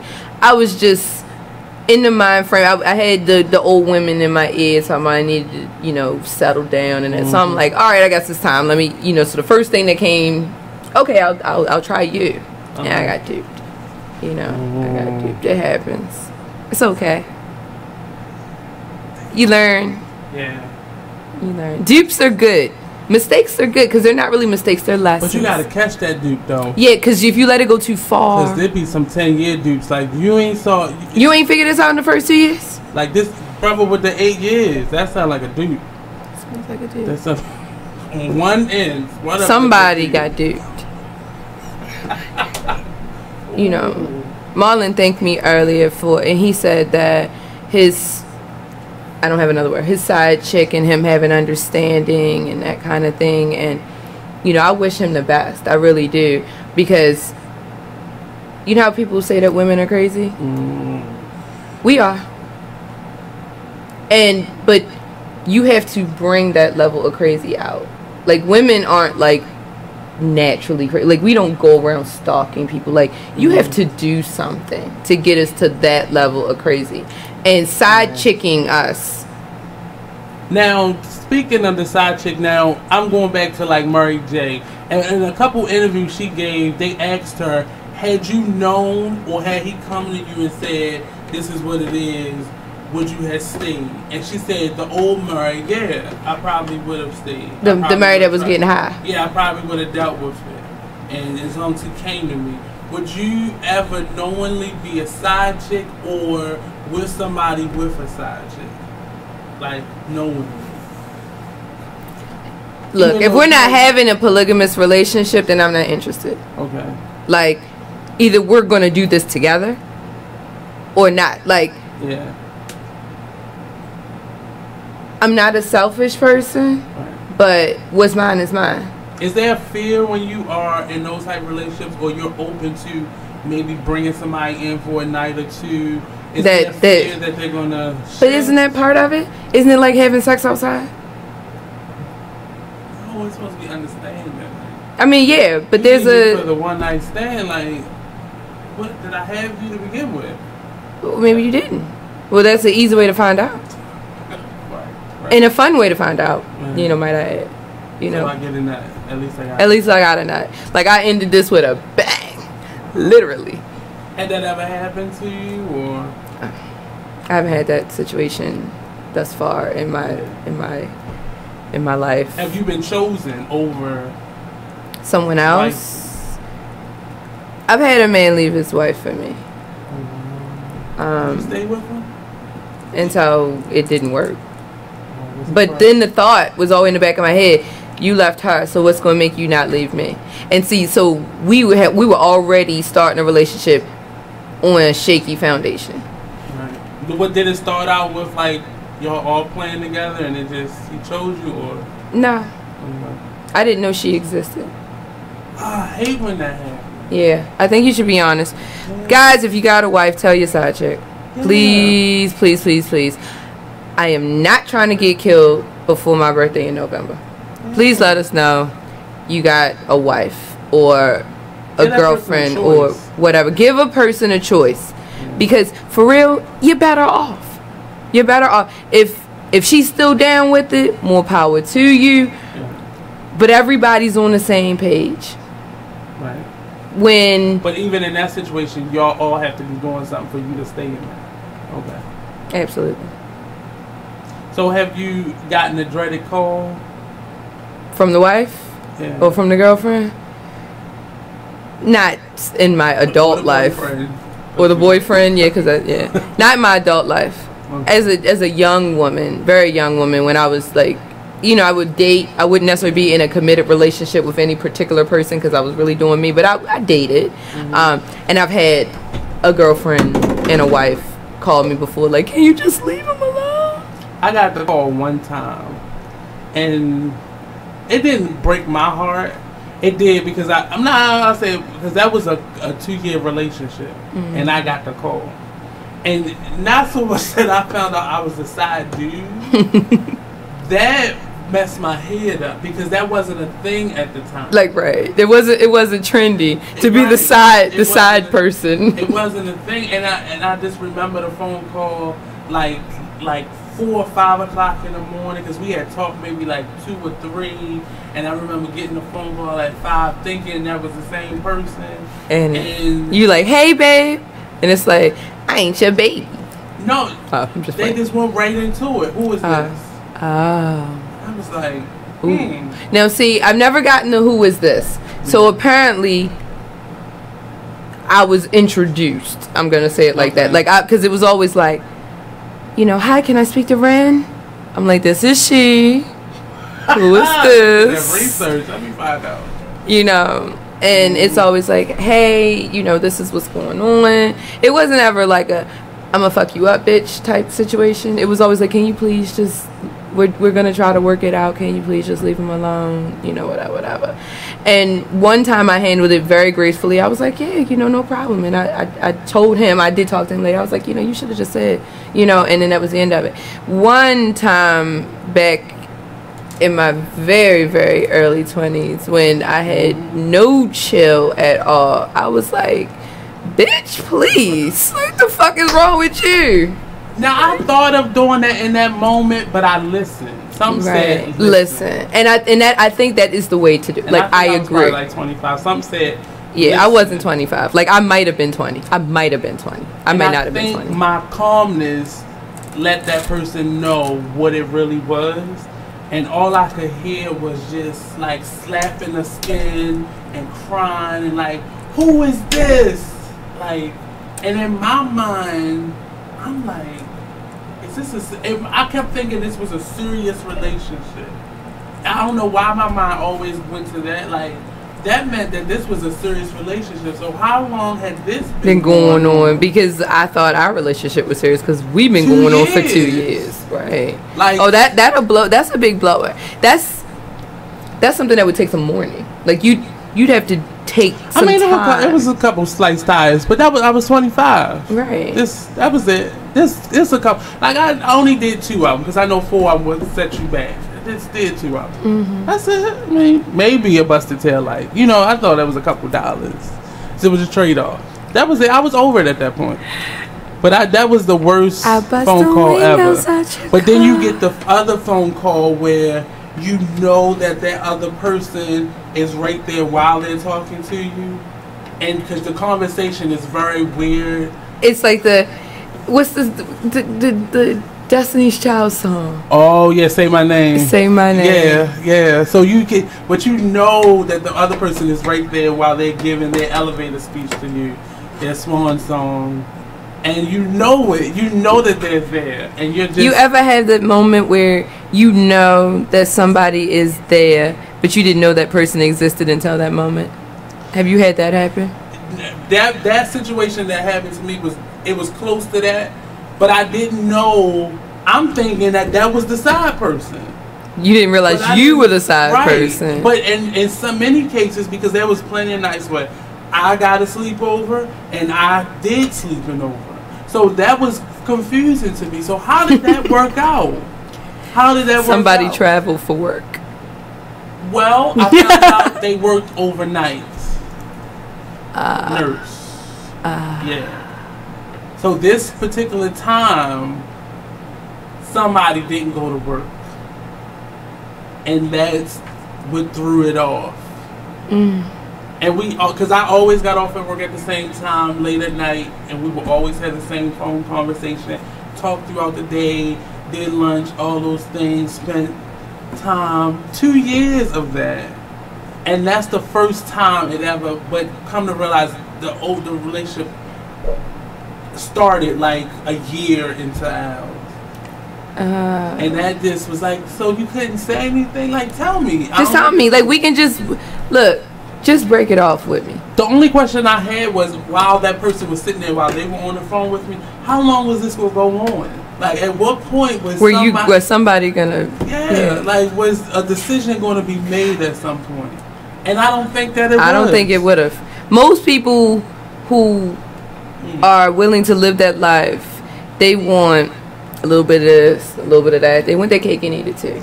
But this was vacations. This was. It don't matter. They want it all, and they think they can have it all. A lot of people think they can have it all. They really think they can live two separate lives. It was. I mean, I'm talking about a couple boxes I had to pack up for you to come get. That was so. But at 21, I think being raised by older people that kind of helped me. But something said, "Be quiet and just listen." And that's what it said when I was talking to that person on the phone and the person I was in a relationship with. Well, I thought I was. You in a relationship. Yeah. But some say just listen to him, and that was weird to me. Like I had never gotten that phone call. I've heard about that phone call, but I never gotten it. But that was weird. So Shanika says some people don't know how to break it off. You know what, Shanika? Like, let me just say this. I've been in relationships where I struggled with ending the relationship because you're concerned about people's feelings and their reactions and that kind of thing. But at the end of the day, it is better to go ahead and end it.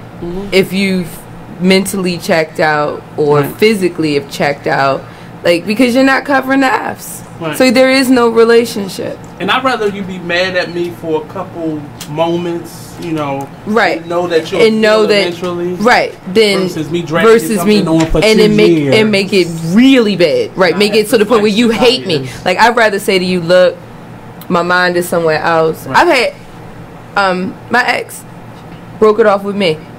I met somebody. I wanted to be friends, but I met somebody. I'm kind of checked out of our relationship. I want to move on with this person. That's what I said to me. I was mad for 5 minutes. I was mad for literally 5 minutes. And then I thought to myself, it took a big pair of balls to say that shit to me.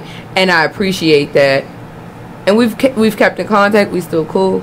That's why I say I like honesty. I don't like a lie here, because you'll find yourself invested in something that you think, hey, what's going on? Right.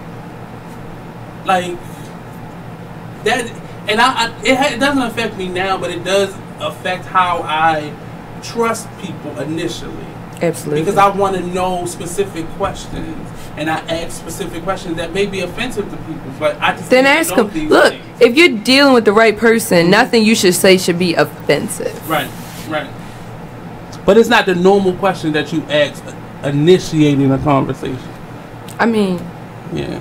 Do you? I mean, Shanika here will ask it. Like, look, you got a wife? How big is your dick? Ooh, that's like my friend Riga. Like right off the bat. Let me see it. Let me see it right now. Whip it out. I'm looking at it and saying, I need to know what you're working with. Let me see. But because stuff like that isn't important. Like faithfulness is more important to me, because that lets me know where you go. But some people, if you're a good person, you can say, yes, I've cheated, and I felt bad about it, and I won't do it again. So those are the types of things I listen for. Like, is there remorse there? There should be some remorse. There should be some fucking remorse. And then I start asking questions just so I can notice patterns when it happens to me. Like, because I'll never let that happened to me when I was young. I'll never let that happen again. Not to say it won't ever happen, but I won't ever allow it to get to that point without me knowing. Like, because I'm going to look for stuff now. I'm looking for scrubs. I'm looking for shoes that don't look like yours. So stuff like that. And I didn't pay attention. I think we have to try to, and this is something I don't think is easy for any of us. We have to try not to accuse our current person of something that a past person did. But you don't want to look stupid no more. And I think that's the balance, or the crazy part about it. Like, you have to move forward. This is a fresh new thing, and you have to treat it like that. But how much of those lessons do you bring with you? Like, it's a lesson to me. No, there's a lesson, and you can look for trends, but don't accuse someone. Don't accuse someone. Yeah, so I shouldn't be looking at people's clothes when I No, not yet. No, it's a lesson. It's a learning curve. Okay. Well, Let's get ready to take a break. We'll be right back on Salacious Live.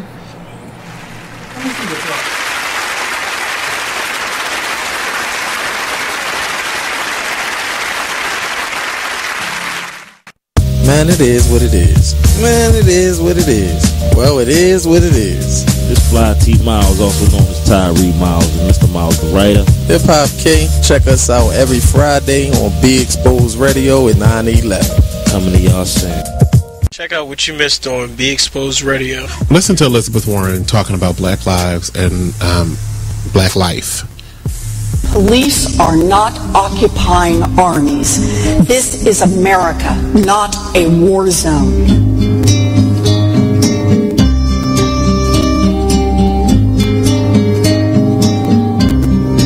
I speak today with full knowledge that I have not personally experienced and can never truly understand the fear, the oppression, and the pain that confronts African Americans every day. Don't you just want to kill yourself? I mean, not from what she was saying, but from the music that was playing in the background. I just want to, oh gosh, but every word she said was prolific, and it did not come from what is now becoming mainstream as white privilege. She has a sensibility about her, and the way she speaks about different things that has, from the first time I saw her, I can't remember what state she's in. I think she's in like North Carolina or something like that, somewhere I'm not going. That some kind of sensibility about her that makes me like her for president. But she's not running. We have this old guy that looks like he should be on the popcorn box. Then we have Martin O'Malley. Fine. We'll settle if we must. Hillary, who I like, but she just has to fight against all this controversy, and that's the hard part of it all. Then we have Huckabee. I could have swore he died, like in one of those books, like a fairy tale book. Trump, we're gonna get to you in a moment. Meet with all these black folk in one room, and they just fell for it. Like, he must have been giving out $100 bills behind that. Check out the Talk Lately show every Tuesday nights from 7 p.m. to 8 p.m. right here on BeExposedRadio.com. You are listening to BeExposedRadio.com. Alright guys, we're back with Salacious Live Radio. I don't tell people to do this. What's going on? I would say it's Tell the Truth Tuesday, but it's Hump Day. So, Hump Day discourse happening right now here in the studio. We were talking about Dealbreakers. So, alright, so we've all seen Boomerang. Remember how he pulled the sheets up and her feet were ugly? And she was so sweet and she was so fine. He said, I thought they were just old shoes. I thought they was old shoes. I saw the little bumps on the shoes. You don't know how many times I've had guys tell me that ugly feet are a deal breaker to them. But do you know how many people there are with fetishes, foot fetishes out there? I had a guy, my first show, send me an inbox saying he would pay me to see a video of me wash my feet. Oh wow! Yeah. You got his number? Trying to make a few dollars. You know. You gotta wash your feet. Gotta wash your feet. I gotta wash my feet anyway. Might as well make a video and make $500 while I'm at it. Now, another ex introduced me to. Well, I'm not gonna say purposely. I stumbled upon like their internet browsing, and I came across. You stumbled upon it. You are like private eye. Well, no, I was using the internet. You were using the internet. Right. You type in a letter and this word come up, and you're like, oh, I wonder what this is. And you go, and it was Fat Life, and it's like fetishes. For fetishes. For fetishes. And I was like, what the hell do people do? All kinds of things. And then I just found myself just scrolling through it, and whatever you like, there's a group for it. There's a group for it. There's an app for that. There's an app for that. Literally, there's an app for that. There's an app for that. Wow. No, it's real. Like, I gotta think about hands. I know men who got things about feet. Like, are there any that are deal breakers for you? Like, what, hands? Like scat. I just learned what scatting is. That's defecation. Oh no. So that's a deal breaker. Like, I wouldn't let you shit on me verbally. Well, I'm gonna let you shit on me literally. Would I shit on someone? Absolutely not. Using the restroom is definitely a personal time for me. Not gonna shit. But you said you would urinate. You would do the. That was just because you're dumb enough to make me. Yeah.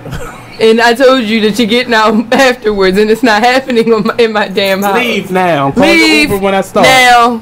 Call your Uber. Don't even right. I don't really want you to shower. Let me know when the Uber is arriving. I'll pee. Then you can run right out the door. Put your clothes on your way. Ass in the Uber. Take your pissy ass home. Other fetishes that are like deal breakers for you? Fetishes that are deal breakers. I don't particularly care to be beat upon. Okay. Giving or receiving? Either. I'm not a dominatrix, but I am not a submissive. Okay. So, like, though I do teach BDSM classes and people how to do it properly, it's not my thing. Okay. Not my thing. Okay. Like, I can teach you how to do it. Not even like a good spanking? No, a good spanking? Okay. Yeah. You know, a little light choking. Oh, you know, okay. a little asphyxiation. Like, you know. Like this? Depending on the position. Right. You got the position right. Yeah. You know. But, I just want to die a little bit. Just a little bit. But bring me back. Bring me back. But bring me back a little. I want to go all the way. Just slight brain damage. Right. Are you taking notes, Robbie? I say with the pad and pen. So those are the only like deal breakers for you. Those fetishes. Are definitely deal breakers. I will not shit on you. Don't ask me to. I don't want to be tied up and beat upon. Now, I'm not saying that I'm completely averse to being tied up, but I don't want to be beat upon. Just taking this ravished. Yeah. You gotta love to be ravished. That's I don't think I'm at a level of being tied up. It takes a great level of trust to let someone tie you up. So that's usually homeboy of 8 years. Maybe he should introduce some ropes into that relationship. Yeah. You know, like after 8 years, you should be able to trust the person that you're fucking. And she might be like thinking of some like ways to go to just communicate. I just think communication is key. You know, we gotta talk. Yeah, we gotta talk. Like, hold up. What you like? What you don't What like? about like public stuff? Is that off limits for you? No, that's a must have. A must have. Must have. Like, what are there limits to that, or? Yeah, I'm not gonna fuck you in the middle of the mall. Like where kids might see it. Like, come on now. Depending on the time of the day, because they shouldn't be in there. Look, I agree with that. Curfew I don't rules. think that children should be out at a certain time of day, but not all parents are good parents. So I have to be the responsible one. I can't be bent over the center fountain in the mall at 8 o'clock at night. Wow. But maybe 10 a.m. Okay. Because then you got the old people exercising. Right. I'm thinking about myself Plaza. You know what I'm talking about? The ones that Grandma, what are you doing here? The ones that power walk through the mall. No, I can't have sex in front of old people. I don't have sex in front of an audience. Okay. Audience is a deal breaker. Like audience, like somebody watching. Now, I may watch. Okay.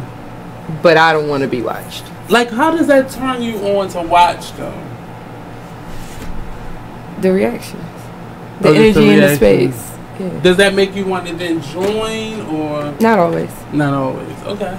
Just accent. Not always. No. I used to live near Drill Park, and I would, I used to work at the zoo, and I'd walk out, and you would see things, and I'm like, You definitely see things. Maybe not. Let me keep going because they may think I want to join, but because they're having sex in the park, and I don't think outside is taboo, but it just gotta be the right, like you said. It's gotta be the right. Night. It's gotta be the right situation. Yeah. Like having sex outside. We had this whole, last show we had this whole big portion of the show was about where and how to have sex outside, right? Like how to do it properly. Like you can't bend a woman over a hot ass hood of a car. So if you've been driving 500 miles, don't think you're going to stop on the side of the road and burn the fuck out of her chest by bending her over the front of your car. The fact that you know how hot it is. You ain't never touched a car with your hand? I'm just saying, but not with my naked body to know. My hand burnt, so my breasts are definitely going to burn. Did we try this before? No. But would you do it on the side of the road? Why not? With the right person and you got the right movement. Yeah. Because it's exciting. Okay. Excitement is key. Okay. Like a beach. Yeah, but beach, we talked about that. No missionary style on the beach because sand getting up in there, fuck you up. Okay. No missionary style on the beach. Good towel, good blanket. No missionary style on the beach. I don't care if you got a damn tarp. We ain't taking no chances. Sand. Ooh, and get in. Glass. Ooh, yeah, no. No, I don't care if you have a tarp. Yeah. No missionary style. No. On the beach. Yeah, no missionary style. I repeat, no missionary style on the beach. So where is your favorite or like your go-to place? I don't. It depends on the person. Okay. Because sometimes I don't even have the urge for it. See, different people bring different things to a relationship. Mm-hmm. You know what I'm saying? Like, somebody may bring a side of you out you didn't even know existed. Mm-hmm. They might make you want to do something. Like, you might see them in your mouth water. And all of a sudden it's like, I'm sucking his dick all the way up $2.95. Or you might have that person who gets you excited and you're like, oh, I can't wait any longer. Pull over. Oh wow. Or those people that you just wait till you get home because it's going to be right up in that bedroom. So I'm curious. So because there are a lot of females that are just open to stuff nowadays. What are not accusing you, but so as far as being with a guy, like what won't you allow your guy to be into? Like, I had a guy ask me that the other day. Because he was saying how his girl had a problem with him going to strip clubs. Okay. Like, it wasn't a problem when they first met, but as they got into a relationship, she had a problem with him going to strip clubs. And I asked him, I said, is it the fact that you're going to strip clubs to look at other women that's the problem, or the fact that you're actually just going anywhere instead of spending time with her? Mm-hmm. Yeah, because there's a difference. Because I could give a fuck if he's going to watch a bunch of beautiful women shake their ass for money. Like, if that's how you want to spend your money, as long as the bills are paid, I don't care what you do. Right. But if this is quality time that we should be spending together, then I might take issue with the fact that you go to strip clubs. Because, I mean, and it wouldn't be necessarily strip clubs. It could be going out with your friends too much. Now, I think men should have friends. Like, please don't be laid up under me all the time. Like, please go spend That's a rarity, though, because there are a lot of women who don't like that. What's wrong with them? Because they feel like them guys are going to influence him to do something he's not supposed to be doing. Then you're not securing yourself. Right. Let alone your relationship. Let alone the relationship. Because if you feel like you're bringing what needs to be brought to that relationship, it doesn't matter what anybody says to this man. He will go out, he might flirt and laugh, and he might even buy somebody a drink, and he's coming home to you. Right. That's a rare thing to hear a female say in this world, because they, once they with you, they don't want you seeing anybody, because they not hanging around their friends. They don't want you. Why aren't they? I go out with my friends. I hang out with my friends. I spend time with my friends. Now, I work a lot. I do a lot of shows, things like that. So my free time is sparing. So, you know, if I have time to spend with a significant other, I probably would spend it that way. Right. But that doesn't mean that if I had more free time, that I would spend all my free time with that significant other. Right. You know, like that just, I think people should have friends. Friendship is important. Because if they don't have friends, I worry. Right. Like, why don't you have any friends? Yeah. Like, what's wrong with you? Like, what? And not even like a ton of friends. But No, you need to have at least a couple. Yeah. Like 1 or 2 good friends, some bosom buddies, or whatever you want to call them. Like, you need to have somebody. Because I need a break. You need a break. You don't want to burn out the relationship either. Yeah. You going hard, and all you got is you and he, and you know, he and she, or she and she, or whoever. You burning out the relationship. Yeah. There's no relief from it. And all of a sudden, you're gonna wake up one morning, you're gonna look at that person, and you're not gonna like them. What about sexual things? Are there limits? Because some ladies I was watching some more the other day, and she don't even want her man putting on like chapstick. Like, she has those type of things. That's weird. So are there limits? You better look good and smell right when you leave me to go out into the world, because you're a reflection of me. What if the dude asked you to, like, I don't know how you say it, toss his salad? Oh, eating ass? Toss salad? I didn't know. With butter or jelly? Yeah, with like butter. Chris Rock. Maybe a little jam. Maybe some jam. Homemade jam. No preserves. Look, you have to be willing to stretch yourself sexually for the person that you're with. So you're if a whole it's other worth it. type of person, because women I know. Look, but you gotta think, it was taboo 15 years ago to give head, and then Little Kim started throwing lips to this shit, and then it was like, oh, I gotta start giving doing head. it, or were they really not doing what black women? Really Black not doing women it? were really not doing it. Are you serious? I'm serious. It was super, super taboo. The few that did it were looked at like hoes and freaks and looked down upon by the rest of society. And now it's a normal part of a relationship. Now I hit you with this one, since you being real and stuff. Do you feel as though, so just like giving head, like anal sex, all of that was taboo at one point? Do you believe that a man could have sex with another man and not necessarily be considered gay or bi? And would you still deal with him? If he was having sex with a man and we were together? Yeah. Well, that's cheating. So no, I wouldn't be with him. But would you be open to bringing another man into my relationship? Yeah. I don't think there needs to be two swords in a party. Like, not because I would be concerned about him. Yeah. But I'm not. What if that's what he wanted? Like, he wanted to try that. But then what am I going to get out of that? That's not a partnership thing, because I can't sleep with a gay man. He's not interested in me. Well, I mean, it's dudes that would, though.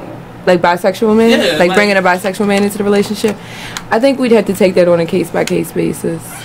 Because that's something I have not thought about before. You haven't opened up. Okay. So. Because there are dudes, I mean, I'm going to tell you honestly, you never I have not come across that yet. Most of the men that I date are,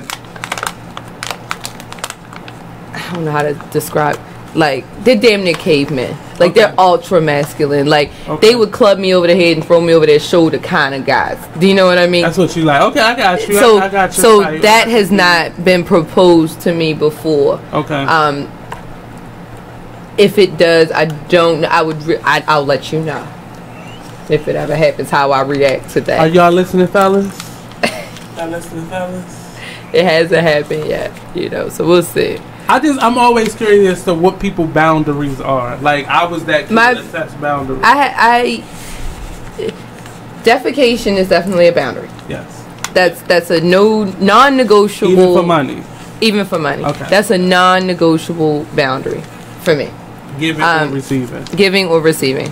Non-negotiable. It's off. I just would feel some kind of way. Like, I live alone and I still shut my door. So I would really feel like, why do you want this? Right. Let's talk about this. Right. Everything okay in your world? Right. What's going You're like, on? what's going on? What makes you feel like you want me to shit on you? Like, I can verbally shit on you. How was your childhood? How was your... Did somebody shit on you or make you eat shit? Like, what happened? Touch it one day? Like, right. I want to know these things. I need to know. I want to fix you in this moment. I need to find you counseling. Now, I've had somebody ask for a golden shower, and I just didn't respect them afterwards. It sounded like, never did that. But instantly, I didn't respect you. I don't want to know you. I don't want to know you. Talk to you. I just pissed on you. I want you to. I want you to take my number out of your phone, and then I want you to take my phone and take your number out of my phone. Right. Please, thank you. And then I want you to take my phone with you after that. Like, thank you in advance. Yeah.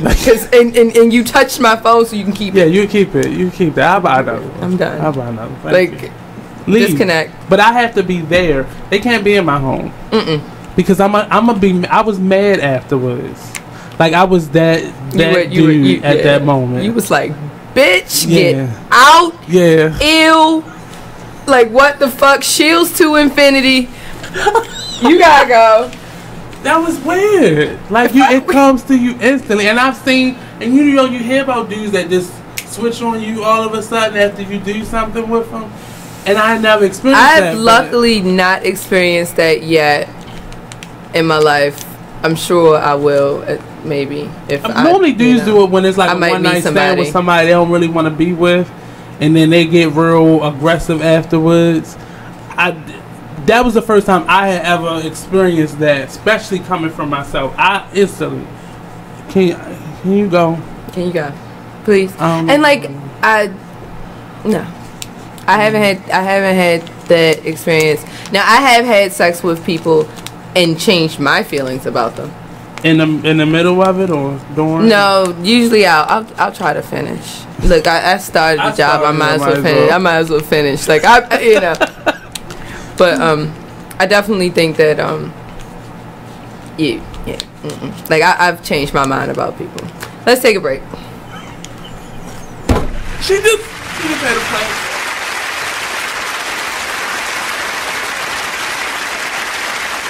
Hey everybody, check out what you missed on the one and only Be Inspired radio show. I'm just thankful this year I've dealt with, you know, some growing pains, and I've overcome some things, and I've also, you know, accomplished some things in the process. I've learned some things. Like I've learned I learned that everybody loves your work until they got to pay for it. That's what That's what I learned. I learned everybody loves what you do. The pay? I mean, not always. Listen, the Bible says money answereth all things. Well, okay, and there is a place. There is a place where finances is necessary. And when you got kids and when you got a wife and then you doing everything and you know you top dog at what you do, especially when you weren't in the same place you, like with this radio show, you ain't in the same place you were a year ago. Should nobody be coming on the show and not donating to your show? Can you say that on my show? Should nobody be coming to your show? Can you say that in the middle of the live? Yeah, make that a promo, please. Should nobody come on this show without donating? That is a nice commercial. I don't care if it's $20. Donate. Tune in to Be Inspired every Wednesday live at 7 p.m. right here on BeExposedRadio.com. You are listening to BeExposedRadio.com, the home of Talk Lately with Monty, every Tuesday at 7 p.m. Thank you very much. Because they had nothing else to do. So it was like, imagine that your late husband was actually your father. I can't imagine that because that's disgusting. Very much so. And then I would have to clean my basement because that's where my actual father resides right now.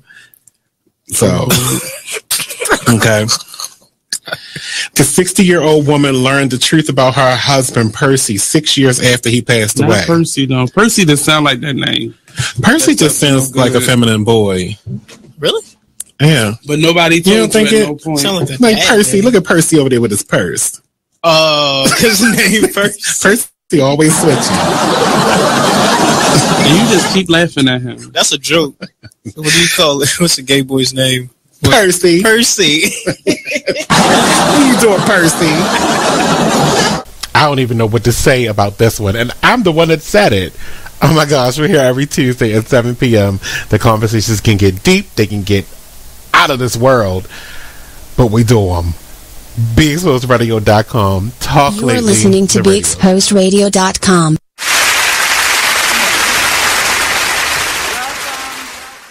You are listening to BeExposedRadio.com.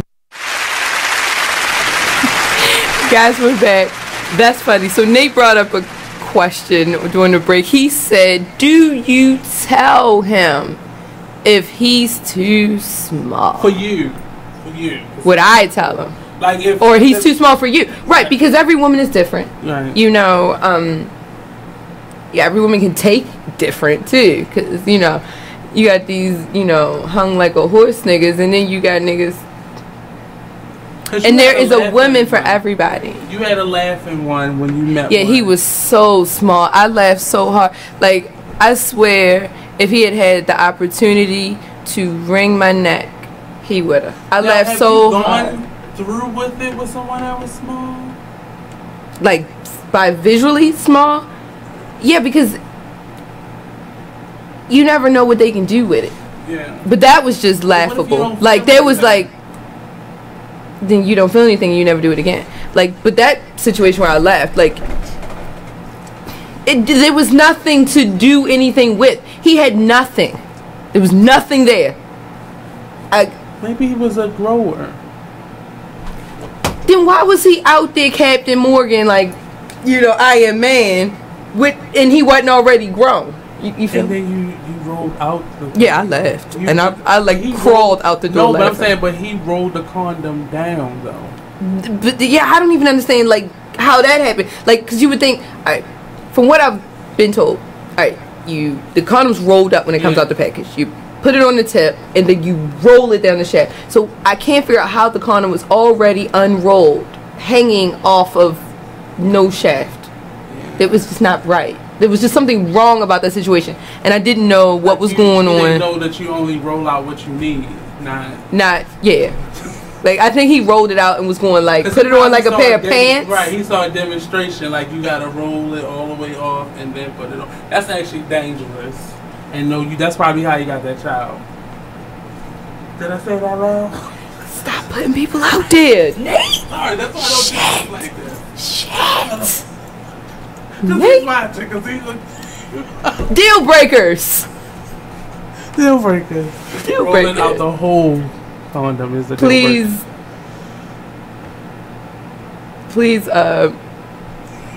yeah. Wow. I can't think of like please have a job, have a life of your own that you're happy with. Have friends, have nice looking hands, work on them forearms, watch some porn, get some ideas on how to do things properly if you might feel shaky in that area. Ghetto porn, because other porns, I think. Like amateur porn, you need to watch something realistic, because you know some porn will just take you to another level. You can't do those things. Fuck around and die doing those things. No, we don't do that. But there are things like, for some men, they need a woman that cooks. That's a deal breaker for them, and it's a realistic deal breaker. Not every woman cooks though, so make sure you put it out there. That's can you cook? And then if she says she can cook and can't, try to encourage her to get better if you really like her. Well, she better have a strong Uber Eats account. Look, we talked about that when we talked. Food was one of them 5 Fs. Like, figure it out. Food is important. Food is definitely important. What else is we talked about feet with men. A lot of men have a foot thing. Women, take care of that. Scrub them crusty feet. Don't nobody want no sandpaper up against their leg at night, and you know our feet be cold. So, get it right. Yeah. No. And men, I think, are very visual creatures. So you know, just keep yourself neat. Keep yourself clean. Like, nobody says you gotta go get a ghetto booty or implants and this and that and this. If you already got his phone number, you've gotten over the first hurdle. He wants to fuck you. So you gotten that part out the way. So now it's about maintenance and building. You know? And it's not always about adding stuff. No. I'm talking about just being comfortable in your own skin. Because if you can't be comfortable in your own skin around your partner, that's not the partner for you. You gotta take all that stuff off at some point. Right. You remember the movie Coyote Ugly, and she described what Coyote Ugly was? When you'd rather gnaw your arm off than wake the person next to you because you looked over and that person was that damn ugly. You know, on first dates, I don't like to wear makeup because I want people to know what I look like. Like, but there's a lot of people who can't do that. They've got so used to, especially black women. I can't stand it. So much makeup. Like, I put on makeup. I got shows. I got to get on stage. You know, I put on makeup. You know, and if it's somebody who knows me, you know, and I'm like, oh, I'm gonna look fancy for you tonight, I'm gonna put on some makeup. But from the jump, nah. You get a clean face. You get chapstick. You might even get lipstick because I love lipstick. I got these beautiful lips. You know, I love lipstick. You know, but I'm not. Nah. Like when you turn into a whole nother person, and that's maybe. And I think that's an issue. That's a woman not being comfortable with herself when she feels like she needs to turn into somebody else. And that's for me. I know. And that should be a deal breaker for some men. Like, and it is a deal breaker. Like, I have a lot of male friends, and they don't do the women with all the makeup, and that's for them. But there are men who like that. Mother or the woman that raised them, and that normally gives you a good indication of what they like. Right. You know, aesthetically, and that's a good indication. My mother's a good-looking woman. I enjoy bringing people to meet my mother. Not because I'm always nervous about what the fuck she might say, and I usually do a disclaimer, but I just want them to see her because I'm like, yeah, that's me in 25 years. How you feel about that? You know, like, yeah, good genes right there. And my mother doesn't wear a lot of makeup, and she's a pretty woman. So I do. You know, I agree with that. But I think you do, but you need to meet people's families and you need to meet their friends because it'll give you a lot of insight into who they are. They may not be able to just come out and say, you know, whatever. You know, like, I don't feel comfortable with my this or my that. Everybody is that one thing that they are uncomfortable with. How soon do you think you should be meeting families? I mean, I don't think it should be right off. I think you should try to get some base level understanding of who you are and where y'all might be going. You know, like, I don't believe in bringing kids around right away. You know, like, no. You know, it's unhealthy. You bringing people in and out your kids' life, that's too much. You know, but I do think that people need to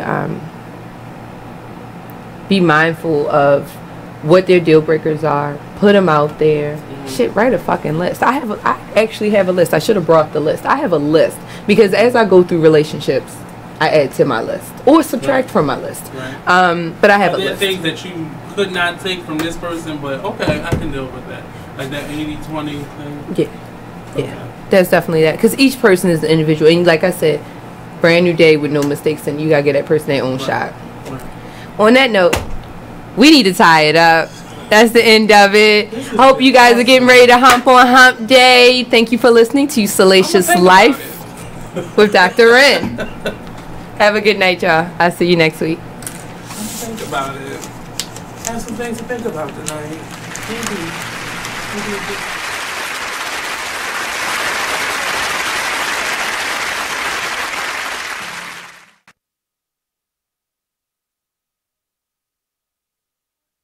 Hey everybody, this is your girl, the one and only Thick Cows.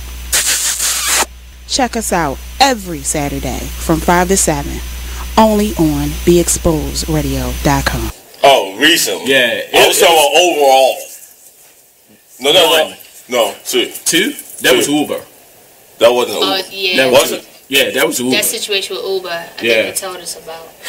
But this guy, you know, my whole thing is pay attention.